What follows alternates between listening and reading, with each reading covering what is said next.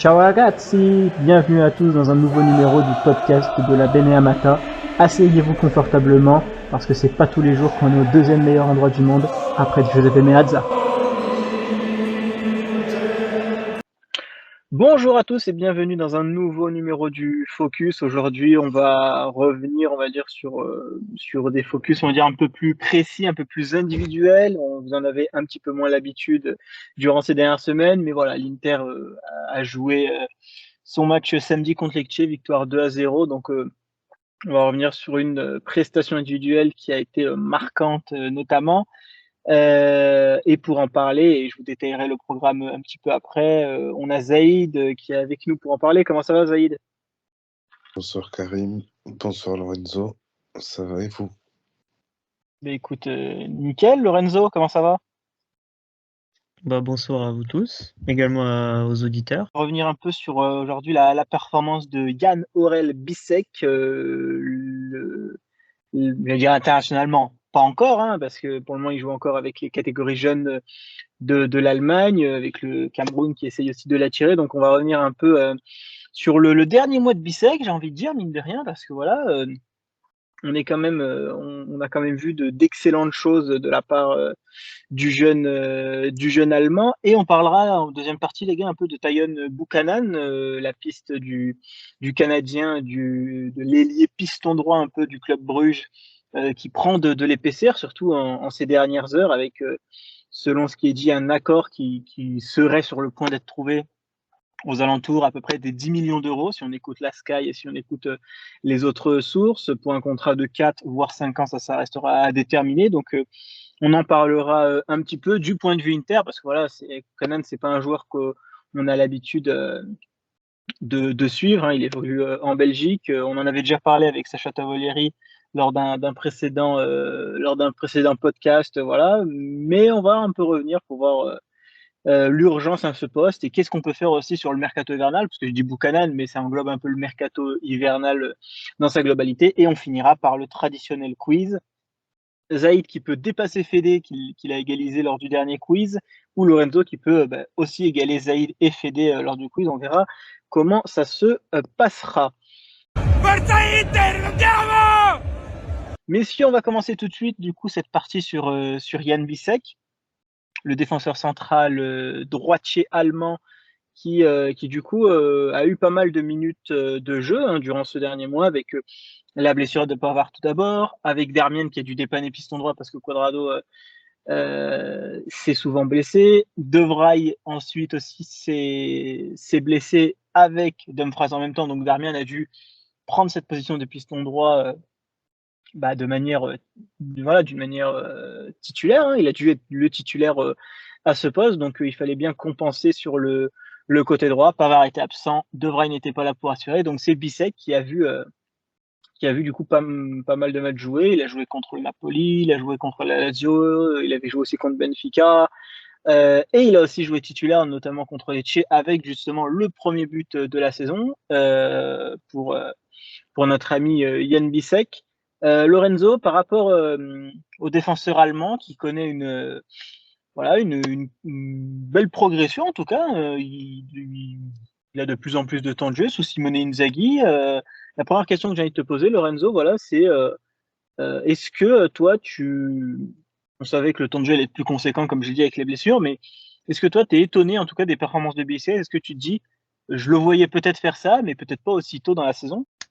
C'est comme tu as dit. Moi, je me suis dit, vu certaines infos que j'avais eues sur lui, que c'était un défenseur quand même qui était solide, qui avait certes encore des petites lacunes, mais c'est normal à son âge de pas avoir de lacunes, ça serait quand même problématique. C'est-à-dire il est super fort. De le voir s'imposer aussi vite aussi dans le vestiaire, moi, c'est ça qui m'impressionne parce que on sait qu'on est un vestiaire qui est assez solidaire entre nous, mais on a l'impression, en le voyant, que c'est un défenseur qui est là depuis de nombreuses années également, qui connaît ses coéquipiers depuis longtemps. On a vraiment cette impression de voir un vieux briscard comme Acerbi, alors que Bissek, il a que 22 ans. Inzaghi l'a lancé grâce aux blessures, parce qu'on connaît Inzaghi à propos des jeunes, il a beaucoup de mal à les lancer. Même cette année, on voit qu'il a encore un peu de mal. Mais lui, il a été un peu forcé parce qu'au début, il n'avait aucun temps de jeu.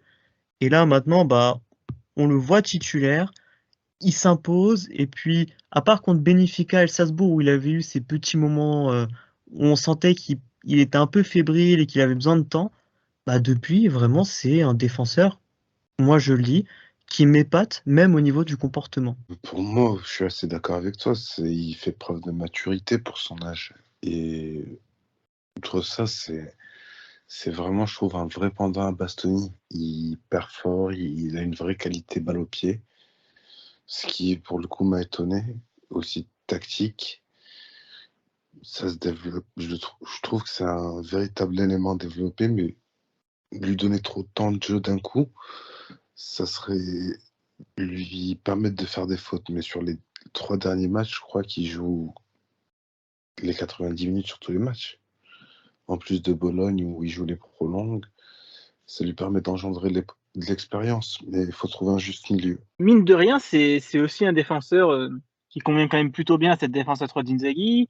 Il l'avait un peu testé aussi à Arus, mais bon, il jouait principalement à gauche d'une défense à 4. Mais c'est vrai que Zaïd, le plus impressionnant, c'est peut-être c'est un peu cette adaptation express où, alors moi aussi j'étais le premier à pointer cette première mi-temps face à Benfica, mais deuxième mi-temps, le gamin quand même a du mental pour pouvoir se relever et sortir une deuxième mi-temps de grande qualité, surtout après avoir une première plutôt médiocre. Médiocre, je dirais pas, parce qu'il devait se traîner les deux vieux briscards qui faisaient vraiment un mauvais match. C'était, je crois, De Vrij et Achabi. Et vraiment, qui sont pas top contre le Benfica. Mais sinon, ouais, grosse remise en question. Ça prouve une grosse maturité à 22-23 ans. C'est top. On peut le développer. On a de quoi voir venir, parce que quoi, De Vrij, il est plutôt jeune. Un Cherby, on n'en parle pas, il a quoi, 37, 36? 36, je Il va, crois, hein. Il va arriver il sur va ses sur ses... 36 en Non, tout cas. oui.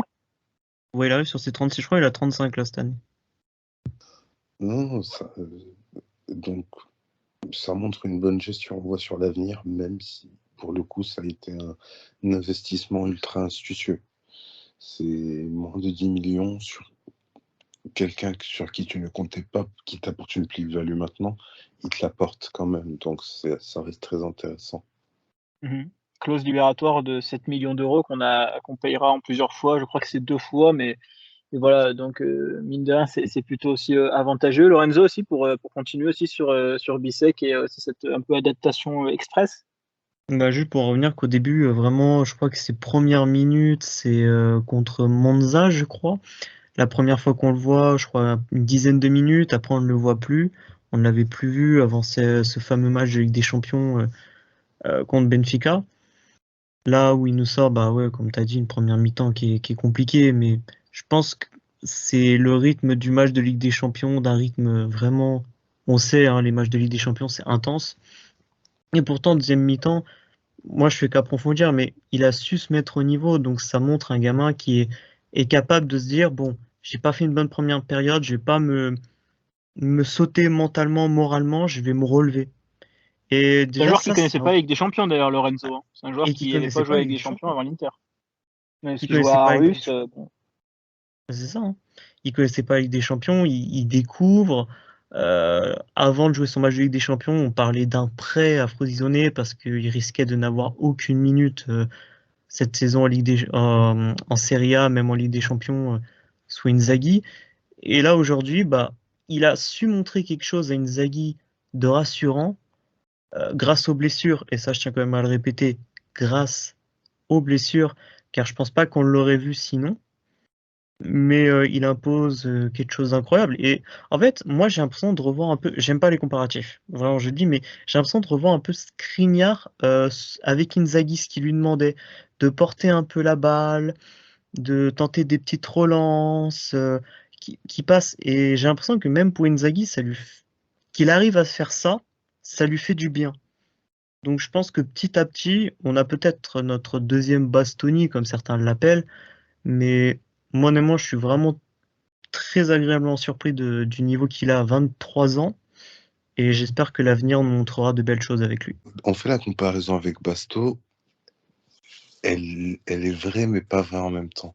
Parce que si tu regardes bien, il peut, il peut, il peut pas vraiment percer comme Basto et aller centrer, qui lui le fait régulièrement. Et tu remarques quand l'Inter fait un bon match, Basto fait souvent ça.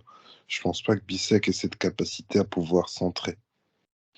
Mais Non, c'est vrai qu'il a pas cette balle, ouais, ce jeu au pied, je pense, tu vois. Par contre, au jeu de tête, c'est là où il m'impressionne. Il ah, est très fort. c'est un patron. Bah après, t'as vu le bestiau, je crois, il fait 1m90 ou 92 pour, allez, on va dire 80 kilos. Ouais, mais tu sais, t'as des gens qui peuvent être grands, mais pas forcément très bons de la tête derrière. Alors que lui, honnêtement, de la tête, d'ailleurs, la première passe décisive qu'il fait, et je crois que c'est la seule qu'il a fait, c'est sur une remise de la tête à Arnautovic face à Benfica, où il peut conclure d'un but. Et je crois pas qu'il se soit déjà fait battre une seule fois de la tête sur les matchs où on l'a vu. Bon, il a dû s'être fait battre, mais c'est pas notable. Là, tu regardes le match contre Lecce, il a été ultra dominant. Sa première occasion sur le coup franc de Hakan, qui reprend du pied et qui met sur la barre, est magnifique. C'est une magnifique reprise. On dirait un vrai neuf. Pour le futur, alors quand je parle de futur, c'est les 6 prochains mois qui vont nous concerner jusqu'à la fin de saison. Lorenzo, on en attend quoi un peu de Bissek? Avec ce qu'on a vu jusqu'à voilà, cette première partie de saison, qu'est-ce qu'on doit en attendre? On sait que voilà, il y a des joueurs qui vont revenir, dont Dumfries va revenir. On va en parler après. Si Buchanan est recruté, Darmian repasse central. Mais du coup, il repasse central de remplaçant de Pavard. Donc Bissek va swiper entre guillemets remplaçant d'Acerbi, remplaçant de Bastoni. Donc voilà, si les blessures ne continuent pas de s'enchaîner, parce que mine de rien, il y a quand même pas mal de blessures ces derniers temps, mais si on n'a pas de blessés, Lorenzo, on se dirige quand même sur un temps de jeu peut-être plus minime aussi pour Bissek, mais on a quand même vu aussi de très bonnes choses. Donc entre guillemets, sur quel pion on doit danser un peu sur cette deuxième partie de saison selon toi? Alors moi avant, je veux juste me permettre de dire une chose, faut pas qu'on commence à tu vois, c'est pour ça que je disais j'aime pas les comparaisons et tout, mais je veux pas non plus qu'au derrière on se dise: «Voilà, on a trouvé notre nouveau Bastoni, le mec va s'imposer cette année». Non, faut quand même rester relatif. Moi personnellement, ce que j'attends, c'est qu'il grappille des petites minutes de temps en temps, qu'il continue sa progression, parce que certes, il a 23 ans, il est jeune, il a le temps, mais c'est un joueur qui découvre, à un tout autre niveau. Là, pour lui, c'est de la découverte. Il a été recruté, je crois, je sais plus, au Danemark, je crois, un truc comme ça, où il C'est ça au signe Danemark, Artus. à Aarhus. Aarhus, voilà, c'est le Danemark. J'avais un doute avec la Norvège, je sais pas pourquoi. Mais donc, il découvre un nouveau championnat, une nouvelle philosophie de jeu, je pense également, et surtout un tout autre niveau. La Ligue des Champions, comme on l'a dit, il connaissait pas. Il a découvert. La Serie A, il connaissait pas également et il a découvert. Donc moi, je préfère qu'il continue une progression qui va être petit à petit.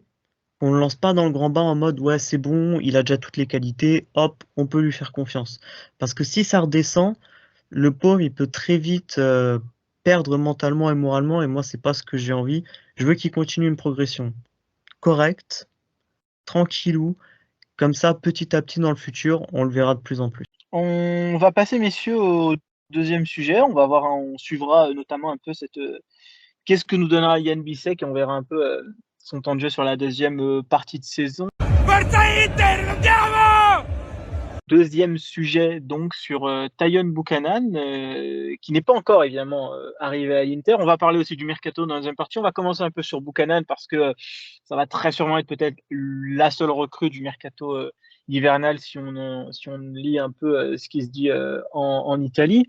Donc pour faire une petite présentation, Tayon Buchanan, joueur de 24 ans, 1m83, qui joue ailier droit, qui a joué ailier gauche, qui a joué piston droit, qui a même dépanné un peu en latéral droit. Donc voilà, on est un peu sur un couteau suisse qui s'est joué des deux côtés, droitier de préférence. Cette saison, il a joué 20 matchs, toutes compétitions confondues, pour 3 buts et 4 passes décisives. On est sur un joueur aussi qu'on connaît bien, messieurs, hein, parce que c'est un joueur qui était déjà pisté par l'Inter durant les précédents mercato. Ça n'avait pas pu se faire. On a aussi appris que potentiellement Manchester City serait sur le dossier, ce qui serait entre guillemets assez surprenant d'ailleurs. Donc voilà, une opération qui pourrait se boucler aux alentours de 10 millions d'euros. Bruges demande 12, l'Inter propose 8. Donc bon, le point de rencontre semble être les 10 millions d'euros, contrat de 4 ou 5 ans à voir. Hein. Comme j'ai dit, il a que 24 ans pour le moment. Voilà, messieurs, c'est une piste, comme j'ai dit, qu'on a connue. C'est dans un secteur où on en a grandement besoin parce que Dumfries, on n'est pas certain de son avenir. Il est en fin de contrat en 2025, tout comme Tyon Buchanan d'ailleurs, hein, je précise. Donc Dumfries est en fin de contrat en 2025. Donc c'est soit une prolongation, soit une vente dès cet été.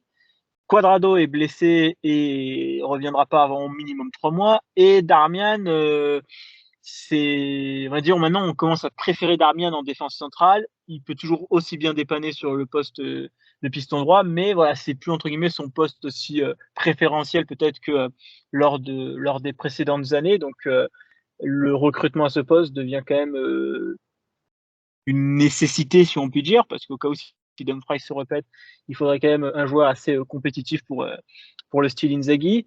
Zaïd, toi, un petit peu, qu'est-ce que t'en penses un peu voilà, de toute cette agitation autour du cas Buchanan et de sa probable, potentielle, peut-être arrivée à l'Inter durant les prochaines semaines, en sachant que, de ce que j'ai pu comprendre, l'Inter le voudrait le plus tôt possible, donc boucler cette arrivée dès le début du mercato. S'il recrute un piston comme Buchanan, moi je sais pas, j'aurais préféré plutôt recruter en attaque et laisser plus d'espace à Bissek pour se développer. Je regardais un peu Buchanan et tout, j'ai regardé un peu cet après-midi ce que ça valait. Et honnêtement, c'est vrai que j'ai un gros problème sur son côté défensif. En fait, j'ai peur que moi, on fasse une Lazaro, qu'on le recrute et qu'on se rende compte en fait qu'il ne va pas avec le système du 3-5-2, qu'il n'arrive pas à s'adapter à la Serie A, qu'il est ce mal du pays. Moi, en fait, j'ai peur qu'il n'arrive pas à s'adapter au style défensif un peu. Après, on ne sait pas. Ça, c'est le petit côté en plus, et peut-être qu'il peut très bien s'adapter, mais c'est un pari. C'est un joueur de 24 ans qui n'a joué qu'en Belgique pour le moment, à Bruges. Ça serait une découverte pour lui d'un tout autre niveau déjà, sans manquer de respect à la Jupiter League. Mais c'est vrai que là, il attaque à un niveau un peu au-dessus. Donc déjà, moi, c'est l'adaptation. Est-ce que en hiver, c'est une bonne décision? Je suis pas sûr. Est-ce que c'est vrai? Est-ce que on peut pas adapter Darmian toute la saison à ce poste-là, en doublure? Il y arrive bien encore. Il est plutôt bien adapté en piston droit également. C'est vrai que il a fait le taf, donc je vois pas pourquoi on irait chercher quelqu'un d'autre. Même si offensivement on connaît Darmian, il a quand même ses limites. C'est son seul défaut. Ça peut empêcher l'éclosion de Bissek, mais comme on a dit, Bissek il a encore besoin de temps. Donc ça me dérange pas trop là-dessus. Et je suis un peu comme Zaïd, moi pour moi c'est plus l'attaque qu'on devrait recruter que de mettre 10 millions sur un piston droit. D'ailleurs, par rapport à ce débat-là, on va l'englober un peu dans le mercato hivernal. C'est un peu la réflexion que je répète souvent par rapport à l'attaquant. Moi, je suis absolument pas contre recruter un attaquant, surtout au vu de nos deux numéros 9 et surtout au vu de un qui est quand même payé 2,7 millions l'année et qui devait revenir nous apporter une soi-disant expérience et connaissance de la Serie A. On le voit évidemment très bien dans le jeu et dans les statistiques, la connaissance de la Là, Serie A actuellement, apportée. il y a 2 clubs d'Arabie Saoudite qui est dessus. Et voilà, c'est ce que j'allais dire. Alors, moi, je j'ai aucune info, machin, mais ce c'est mon avis. Je pense qu'il ne partira pas en milieu de saison, même pour l'Arabie Saoudite. Je pense qu'il attendra la fin de son contrat. Et du coup, tu es un peu dans l'impossibilité, c'est ce que je dis. Prendre Buchanan, c'est que tu considères Quadrado out. Bon, tu payes son salaire évidemment à Quadrado, mais tu le considères out. Donc, il te faut un mec qui, en plus, je sais pas si Dumfries va se reblesser. Donc, il te faut un mec pour compenser et faire un peu une sorte de chaise musicale et tout le monde rebouge un peu à un autre poste. Et faire monter Darmian en piston pour ensuite prendre un attaquant, ça fait que tu auras 5 attaquants et en termes de rotation d'équipe et en termes de grille salariale ou autre, parce que si on parle d'un attaquant, on parle d'un vrai attaquant. On parle pas d'un mec de Serie A de la Sampdoria, quoi. On parle pas non plus d'aller prendre Caputo pour 6 mois. Donc ça veut dire prendre un vrai attaquant qui du coup va rester dans la durée, donc un mec qui est fiable, donc un mec qui va te demander un bon salaire surtout en hiver, donc aussi un mec où il va sûrement falloir payer une indemnité ou au moins un prêt avec option d'achat, quelque chose comme ça. Donc ce qui fait beaucoup de conditions à réunir pour trouver un attaquant. En plus, il faut espérer qu'il va s'adapter. Donc je pense aussi c'est la réflexion du board sur ce cas-là en se disant l'attaquant on repousse ça cet été, surtout que Taremi, des informations aussi qui circulent, ça avance plutôt bien pour une arrivée cet été, un salaire à peu près aussi de 3 millions 5, 4 millions. Donc il y aura, je pense aussi quelques recrues libres qui vont arriver cet été. On parle aussi de Zielinski au milieu de terrain. Donc ça, on en reparlera à la fin de saison. C'est pas pour maintenant. Mais voilà. Par rapport aussi sur le mercato hivernal, les gars, est-ce que vous comprenez aussi le move de la direction? Alors encore une fois, je sais pas l'explication de la direction, c'est comment je perçois pourquoi la direction va sur Buchanan et pas sur un autre cas. C'est plus entre guillemets par facilité et pas entre guillemets aller chercher faut trouver un attaquant. Est-ce qu'il va accepter le prêt avec option d'achat? Faut mettre un prêt payant, pas payant. Son salaire, faut le prendre en charge, pas le prendre en charge. Et on prend qui? Et on le garde que 6 mois. Est-ce qu'on le garde plus? Est-ce qu'on fait un contrat? Parce que voilà, Zaïd, on est sur l'attaquant. Sur entre guillemets un peu un micmac, un peu une opération beaucoup plus complexe à faire en l'espace de quelques semaines et en espérant que ça soit aussi que cet attaquant soit décisif plutôt qu'avec Buchanan où c'est un nom qui était déjà évoqué dans le passé, qui coûte pas très cher, qui en plus est en situation favorable parce que il est en fin de contrat en 2025, qui lui aussi a envie de prendre la poudre d'escampette et partir. Donc on peut aussi comprendre, Zaïd, un peu aussi le choix qu'a fait la direction sur aller plus peut-être sur la facilité que d'aller complexifier une opération pour un attaquant. Oui, je comprends. Mais en fait, pour moi, c'est surtout la blessure de Cuadrado qui a poussé la direction à avancer les plans qui, j'imagine, étaient prévus. L'opération plutôt de Cuadrado, parce qu'en fait, il n'était pas blessé, c'est juste que de ce que moi j'ai pu, enfin, ce que j'ai pu lire, c'est que la direction, enfin, le club savait qu'une rechute allait arriver. C'était pas une blessure, mais c'était comme si on savait que la blessure allait arriver. Donc, bah, du coup, ils ont fait une opération par rapport à ça, mais c'est pas répété. Et ensuite, on a fait une opération. Moi, en tout cas, c'est ce que j'ai lu, c'est que la rechute était attendue, quoi. C'est limite le prochain match, il allait se péter, quoi. Ok. Mais pour le coup, moi, Buchanan, il devait être prévu en l'été 2024.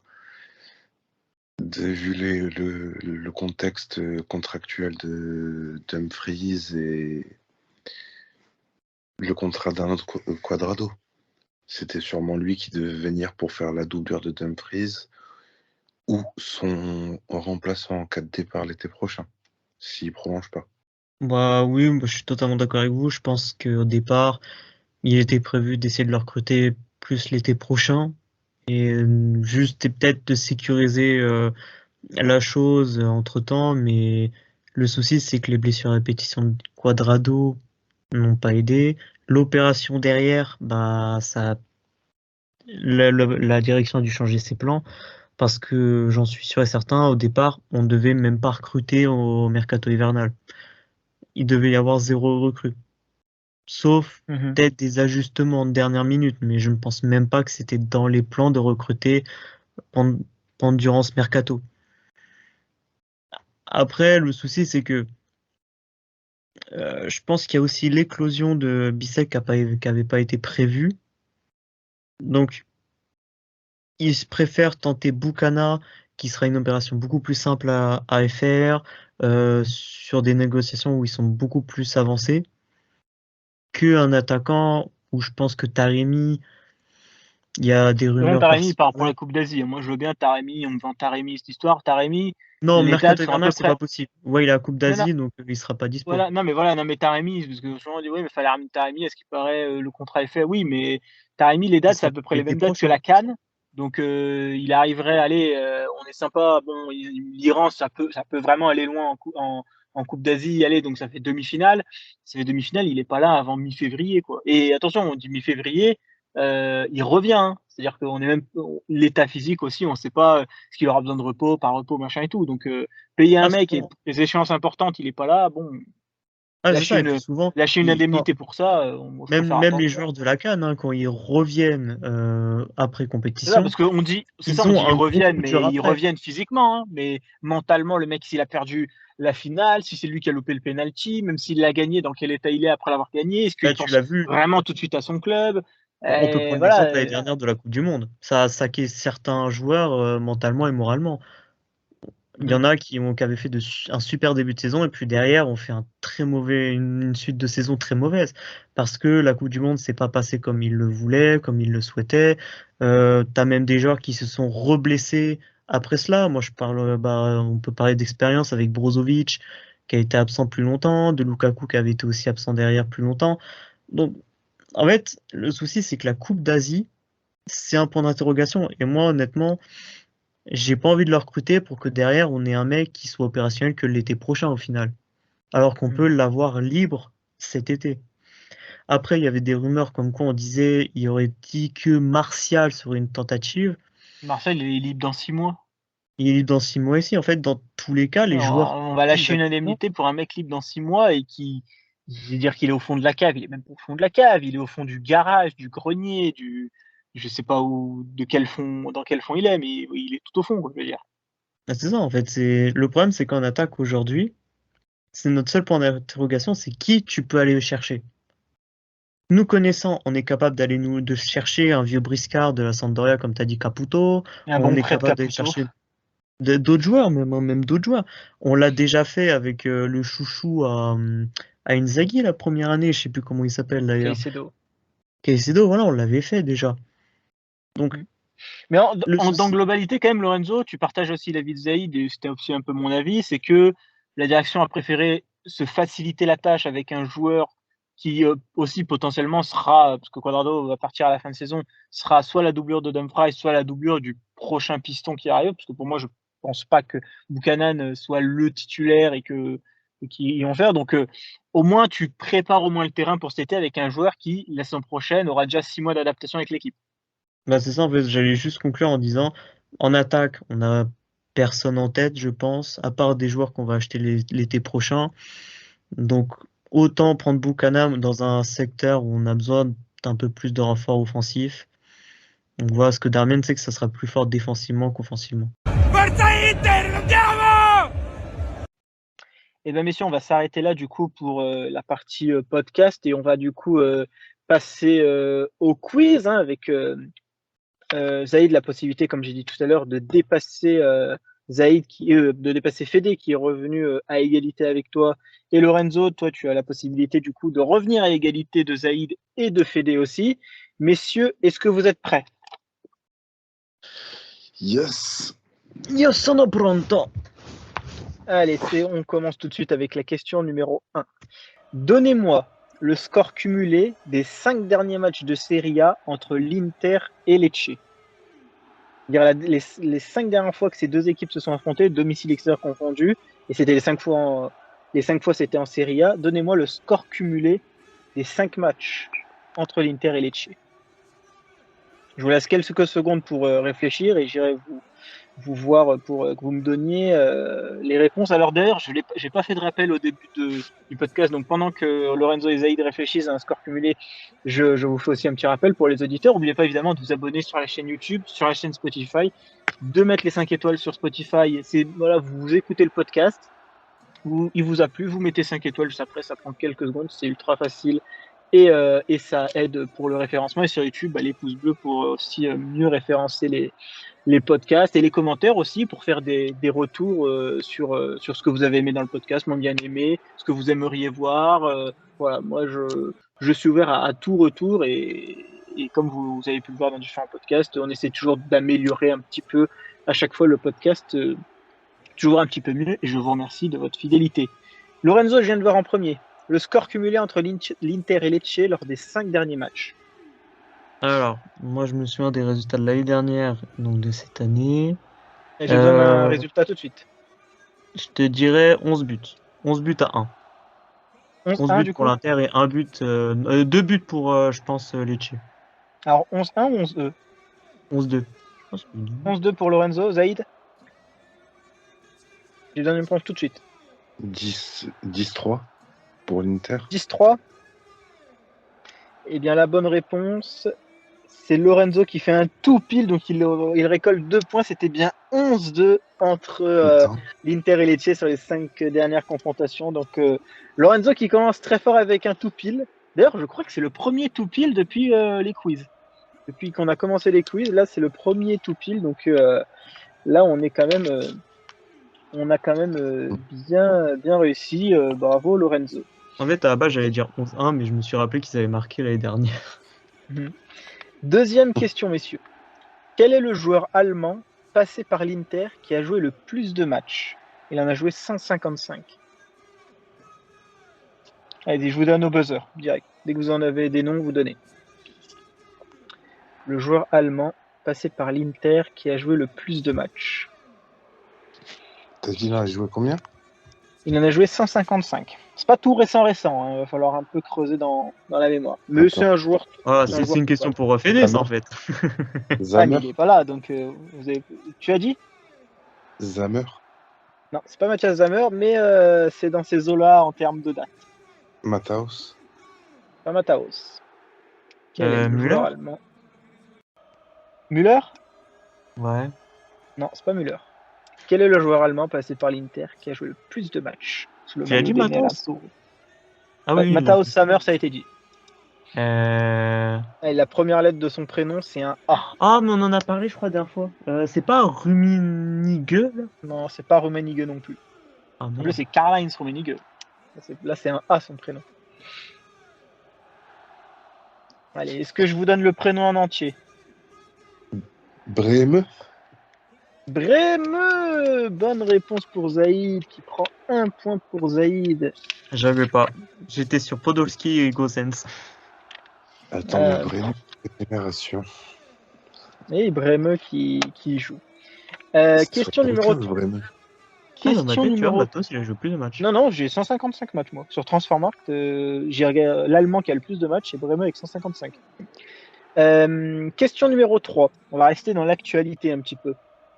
L'Inter a-t-il déjà eu un joueur canadien dans son effectif par rapport à Buchanan? Et si oui, si on a déjà eu un joueur canadien,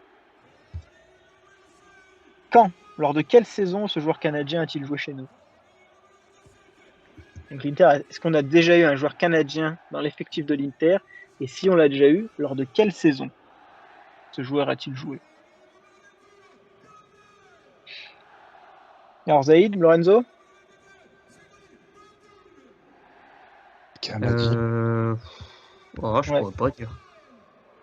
Est-ce que l'Inter a déjà eu un joueur canadien? Et si oui, quand est-ce qu'il a joué? Allez, j'ai besoin d'une réponse, messieurs.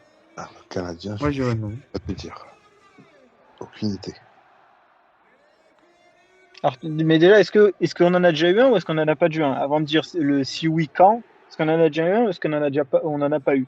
Moi, je suis sûr qu'on a eu un jeune, mais qu'il a jamais percé. C'est sûr, un truc du genre, mais... Alors, vous dites oui, tous les deux? Oui, on a dû en avoir un. Ouais, on a dû en avoir un. Mauvaise réponse pour vous deux. On n'a eu aucun joueur canadien passé par l'Inter. Ah putain. Là, au début, je voulais dire non, mais j'ai pensé comme ça, j'ai un jeune. Non. Question numéro 4. Alors attention, ça va aller très vite, donc c'est au buzzer comme d'habitude. Donnez-moi les deux joueurs de l'Inter. Non, donnez-moi les deux joueurs qui sont passés du Bayern Munich à l'Inter directement. Ils ont fait Bayern-Inter, pas Inter-Bayern, Bayern-Inter. Et ah oui, évidemment, j'enlève Benjamin Pavard et Yann Sommer. Mataos? Non, c'est à partir des années 2000 que ça commence. Alors, je crois que Lucio l'a fait. Lucio, 1 point pour Lorenzo. Et le deuxième? Shaqiri? Shaqiri, j'allais dire mon anecdote préférée. 2 points pour Lorenzo. Donc on en est, si je me trompe pas pour le moment, à 4-1, puisque Lorenzo avait pris 2 points sur son tout pile et Zaïd avait trouvé sur Brême. Donc on en est à 4-1. Mais Zaïd, t'inquiète pas, tu peux te rattraper avec la mort subite qui arrive et les fameux 2 points de la mort subite classique. Est-ce que vous êtes prêts, messieurs? Allez. Mort subite. Sampdoria vs Inter. 18 septembre 2018. Victoire 5-0 des Nerazzurri. Donnez-moi les titulaires plus les rentrants qui ont joué ce match. Je commence avec toi. Zaïd, tu as le moins de points. Un joueur de l'Inter qui a été titulaire ou qui est rentré durant ce match. Samir. Andanovic. Ouais. Lorenzo. Je vais pas me mouiller, je vais dire Lautaro. Et Lorenzo? Lautaro Non. n'était pas là? 18 mars 2018, putain, il a c'était même pas été coréen. recruté. Aïe, aïe, aïe, aïe, aïe. Non, c'était l'autre là, comment il s'appelle? Oh, je sais même plus. Ouais, bah je me suis Bon, planté. et bah Zaïd, vu que c'est toi qui as commencé, il va falloir que tu valides. Ah, mais je suis trop nul, à chaque fois j'ai mauvais joueur. Bronzo. Brozovic, bravo. Tu reprends 2 points, donc 4-3. La dernière question, enfin non, c'est pas la dernière question, l'avant-dernière question va être importante. Donc il y avait Andanovic, Miranda, Skriniar, Cancelo, D'Ambrosio, Gagliardini, Brozovic, Rafinha, Candreva, Icardi qui a mis un quadruplé ce jour-là. Vecino, Borja Valero et Eder. Et il n'était pas encore venu, Lautaro. Et oui, Ah ouais. Allez, on continue avec la question 6. Elle vaut un point. On reste toujours sur Inter Sampdoria, messieurs. Ah non, mais je suis bête, oui, on l'a passé. Je suis revenu à la question qu'on vient de poser. Je me suis trompé. Question 6. L'Inter perd son premier match de la saison sur le score de 1-0 lors de la saison 2009-2010. C'était le 26 septembre 2009 qu'on a perdu. Alors, la Jameson de Mourinho. Quel était l'adversaire?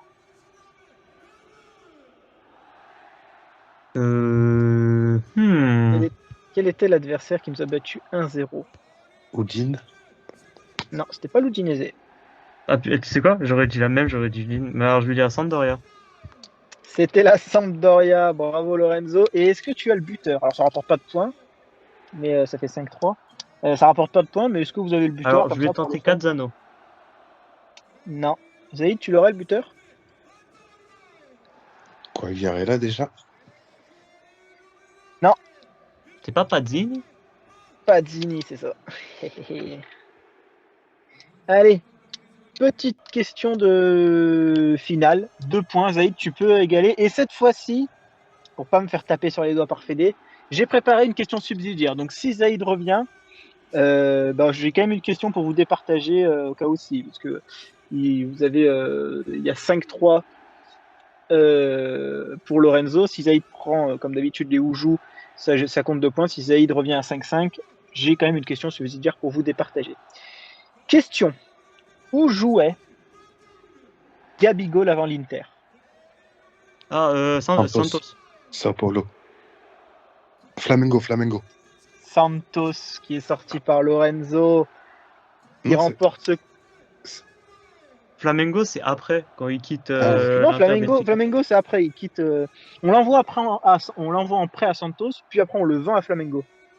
Ah ouais? Ah, ok. Et c'est Santos. Bonne réponse, Lorenzo, qui gagne ce quiz 7 points à 3. Donc, avec aussi un toupil, là, il faut noter ça quand même, Lorenzo. Tu as fait un toupil dès la première question, chose qui n'était. Ouais, moi, j'ai pas de souvenir d'un toupil depuis le début des quiz. Donc, Lorenzo, tu es à égalité avec Zaïd, tu es à égalité avec Fédé. Donc maintenant, la prochaine étape, c'est de les dépasser, non?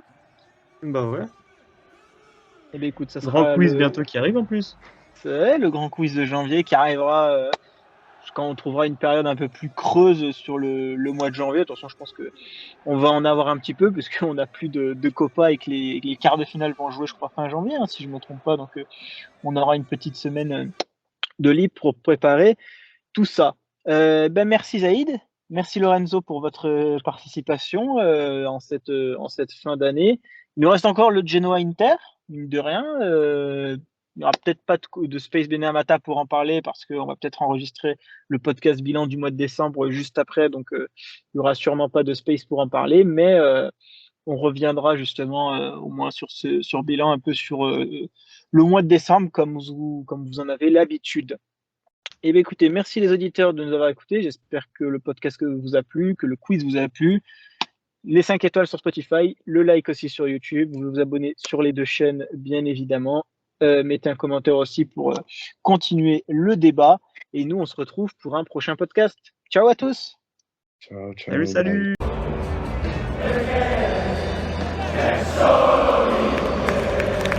Merci à tous d'avoir suivi le podcast. N'oubliez pas de lâcher un like, de vous abonner. Et on se retrouve très prochainement pour un prochain podcast. Ciao tutti!